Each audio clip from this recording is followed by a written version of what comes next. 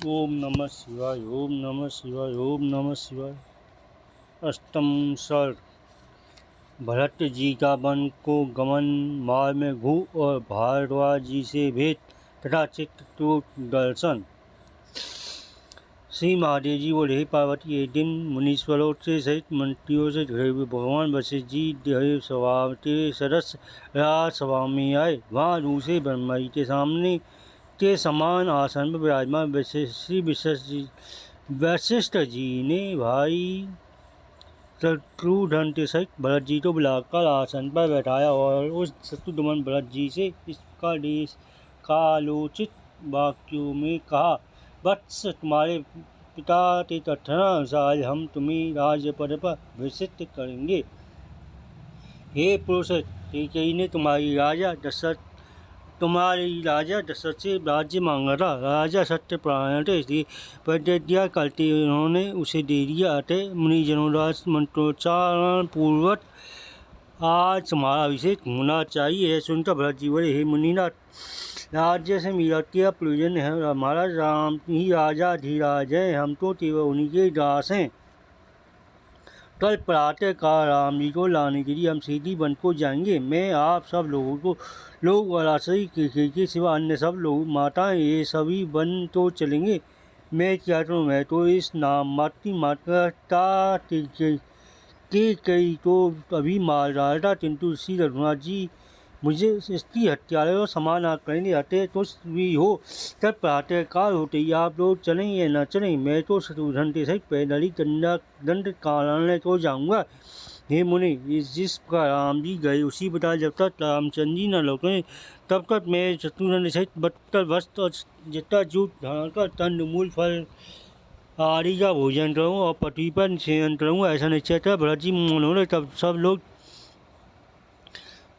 प्रसन्न होकर साधु साधु कहकर उनकी प्रशंसा करने लगे। तदनंतर प्रातःकाल होने पर भरत जी के कूच करते समय हाथी घोड़ों से समस्त सैनिक सुमंत की प्रेरणा से उनके साथ चले। कौशल्य आदि महारानी तथा वशिष्ठ जी आदि द्विजगण पृथ्वी को आच्छादन करते उनके आगे पीछे और इधर उधर अयोध्या रीति से चलने लगे। इस पर संगवेल पुल पहुँचने पर मान सेना शत्रुघ्न की प्रेरणा से गंगा तट जहाँ तहाँ फैल रही। भरत का आगमन सुन को यह शंका हुई कि भरत बड़ी सेना लेकर आए, अतः वे राम को अनजाने में उनका तो अनिष्ट करने के लिए जाती हूँ। मुझे उनके पास जाता हूँ, उनका मरण जान लेना चाहिए। यदि उनका भाव ठीक हो तब वे भले ही पार चले जाएं, नहीं तो से विपरीत उपाय करना पड़ेगा। अतः मेरे जाति वाले अस्त्र शस्त्र लेकर सावधानी से मेरे सब ओर देते हुए चौकस रहें और सब नावों को ठीक गंगा जी के बीच में खड़ी कर दें। इस प्रकार सब के तो आज्ञा दे घू नाना प्रकार की बहुत सी बेटी लेकर अपने बहुत से हथियारबंद जाति भाइयों के साथ भरत जी के पास आया। वहाँ उनके सामने सब समझ इधर उधर देखते हुए उसने देखा कि श्याम भरत चीर वस्त्र और चिताचू धारण किए हुए छोटे भाई तरह मंत्रियों के साथ बैठे हैं। वे राम ही का स्मरण कर रहे हैं और राम नाम का ही जप कर रहे हैं। है देखा उसने पृथ्वी पर से रखकर भरत जी को प्रणाम किया और बोला, मैं घूम हूँ। भरत जी ने उसे सीधी उठाकर आदरपूर्वक आलिंगन किया और प्रसन्न मुख से उसकी कुशल पूछकर उससे सका भाव से इस प्रकार बोले, भैया तुम यहाँ श्री रामचंद्र जी के साथ रहे थे और निर्मल हृदय श्री राम जी ने तुम्हें जल भरकर तुम्हारा आलिंगन किया था। तुमने सीता और लक्ष्मण के सहित कमल नयन राम ने वार्तालाप किया था। तुम धन्य हो, तुम्हारा जीवन सफल है। हे सुवत्र, तुमने श्री रामचंद्र जी को जहाँ लिखा था वहीं मुझे भी ले चलो। वहाँ जहाँ वे सीता से सहित सोए थे वह ऐसा मुझे दिखाओ। तब राम के प्रियतम सखा भाग्यवान भक्त हो। इस प्रकार पुण्य पुण्य राम का स्मरण करने से भरत जी ने तुम्हें जल भराया। इस प्रकार व्याकुल हुए वे घू के साथ उस स्थान पर पहुँचे जहाँ आरती के समय श्री राम जी ने निवास किया था। वहाँ जाकर उन्होंने उस उषा से हुए शयन स्थान को देखा। वहाँ सीता जी के आभूषणों से जले हुए सुवर्ण कणों से सुशोभित था। उसे देखकर भरत जी का हृदय रुख से भर आया और इस प्यार विलाप करने लगे।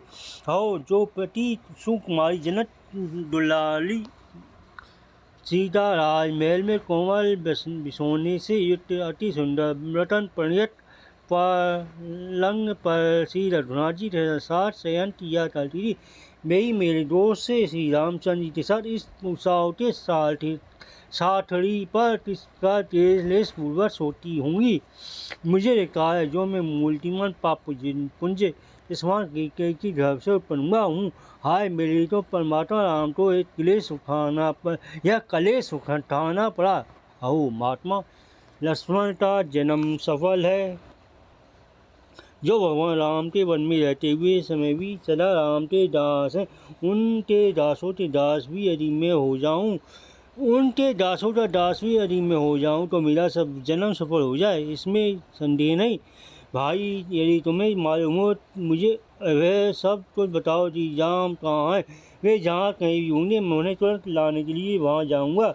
घोर ने उनका चित्त शुद्ध देखकर इसने पूर्वक कहा, स्वामी आपकी कमल ने राम सीता और लक्ष्मण के में पति ऐसी विशुद्ध भक्ति है जिस अतः आप ही धन्य हैं।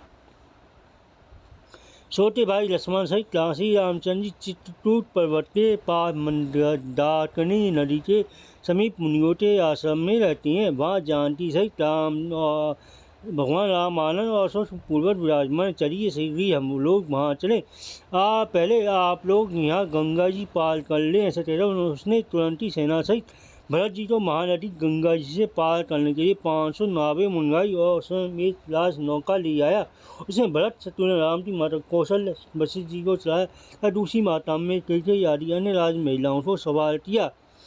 इस प्रकार से गंगा जी को पाकर वे भरत भारद्वाज मुनि के आश्रम की ओर चले। वहाँ अपनी महान सेना को आश्रम से दूर छोड़कर भाई शत्रुघ्न से भरत जी आश्रम पर गए और प्रज्वलित अग्नि समान तेजस्वी मुनीश्वर भरद्वाज तो आश्रम में बैठे देख उन्हें अति भक्तिपूर्वक साष्टांग प्रणाम किया।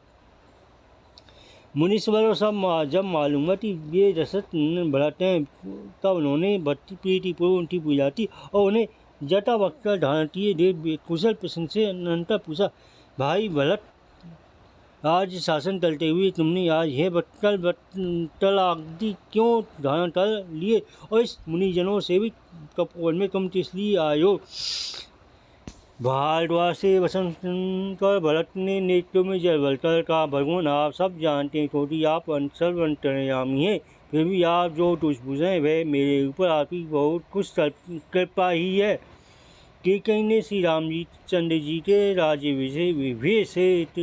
राजाभिषेक में विघ्न उपस्थित करने वाला वनवास आदि विषय जो कुछ कार्य किया है। हे मुनिश्रेष्ठ आपके चरणों का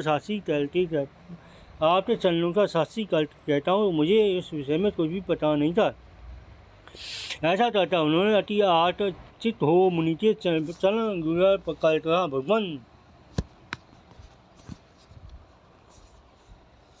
आप स्वयं सब जानते हैं मैं कि मैं दोषी हूँ या निर्दोष।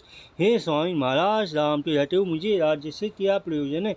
हे मुनिश्रेष्ठ मैं तो सदा से श्री रामचंद्र जी का दास हूँ, अतः हे मुनिनाथ मैं श्री रामचंद्र जी के पास जाता हूँ, उनके चरण कमलों में पढ़कर यह सारा राजपाट संबंधी उन्हें सौंप दूंगा। तब वशिष्ठ आदि पूर्वजन और जनपद वासियों के साथ मिलकर उनका राज्याभिषेक कर अयोध्या ले जाऊँगा और अति तुच्छ दास समान उस लक्ष्मीपति की सेवा करूँगा। मुनीश्वर ने भरत के उद्धार सुन उन्हें हृदय से लगा लिया और विस्मय पूर्वक से सुनकर उनकी प्रशंसा करने लगे। ये बोले, बेटा आपने ध्यान चक्षुओं से मैंने पहले ही ये सब होने वाली बातें जान ली, तुम शोक न करो, तुम तो लक्ष्मण की अपेक्षा भी राम के परम भक्त हो। हे अनट मैं सेना सहित तुम्हारा आतिथ्य सत्कार करना चाहता हूँ, अरे सेना सहित तुम यहीं भोजन करो और कल राम के पास जाना। भरत जी ने कहा, आपकी जैसी आज्ञा दे भाई होगा। तब मुनिवर भारद्वाज आचमन कर मौन होकर सारा बैठे। वहाँ बैठा उन्होंने कामप्रद मुनीश्वर ने वहाँ बैठा उन काम प्रद मुनीश्वर ने समस्त कामनाओं को पूर्ण करने वाली कामधेनु का स्मरण किया।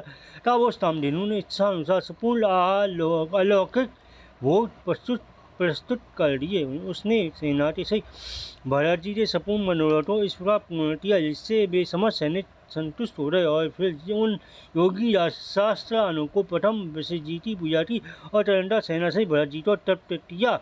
इसका उस सदस्य आश्रम में एक दिन रहकर प्रातः काल मुनीश्वर को प्रणाम करते उनके गले भाई के सहित भरत जी रामचंद्र जी को के पास चले।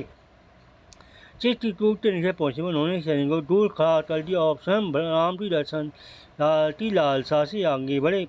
परम तप भरत जी शत्रुघ्न सुमंत भू के साथ अनेक तपस्वियों के आश्रमों में खोजते खोजते फिर आए, किंतु उन्हें श्री रामचंद्र जी की कुटी कहीं दिखाई न पड़ी। तब उन्होंने इसी मंडली से पूछा, सीता और लक्ष्मण सहित श्री रघुनाथ जी कहाँ रहते हैं?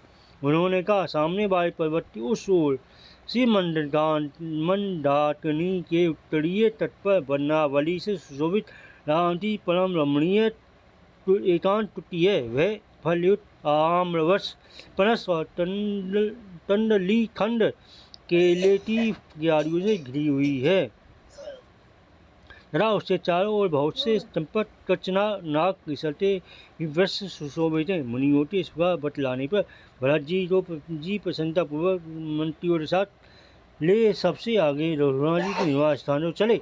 आगे बढ़ने पर भाई सहित भरत ने दूरी से राम का मुनिजन सेवित अति सुंदर भासमान सुंदर भवन देखा, जिसमें वृष्टि शाखा पर बैठकर वस्त्र और मृग श्रम कंधे हुए थे और रामचंद्र जी की बात चलने के कारण जो परम रमणीक था। श्री श्रीमद अध्यात्म रामायण संवादी अयोध्या कहानी स्तंभ सहित ओम नमः शिवाय ओम नमः शिवाय ओम नमः शिवाय ओम नमः शिवाय ओम नमः शिवाय ओम नमः